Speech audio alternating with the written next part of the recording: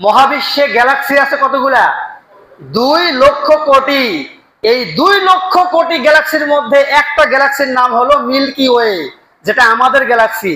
এই গ্যালাক্সির মধ্যে আবার 10,000 কোটি নক্ষত্র আছে। তার মধ্যে একটা নক্ষত্রের নাম সূর্য। সেই সূর্যের আবার 9টা গ্রহ আছে। তার মধ্যে একটা গ্রহের নাম পৃথিবী।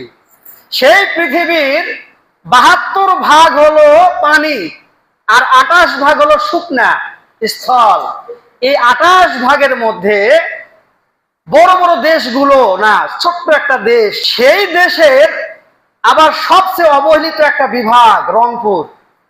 সেই রংপুরের একটা জেলা, সেই সদরেও না, সেই জেলার একটা থানা ফুলবাড়ি। সেই ফুলবাড়ির একটা গ্রামে আপনি আমি বসবাস করি। এই জন্য আল্লাহ বলছেন অহংকার করিও না। একটু ক্ষমতা, একটু সম্পদ পেলে আমরা অহংকার করি, কিন্তু আমরা যদি মহাশূন্যের সাথে আমাকে তুলনা করি, শুধু আমি না, পৃথিবী কিছু না। পৃথিবী এখানে মানে একটা মরুভূমির বালুর মধ্যে পৃথিবী একটা বালু।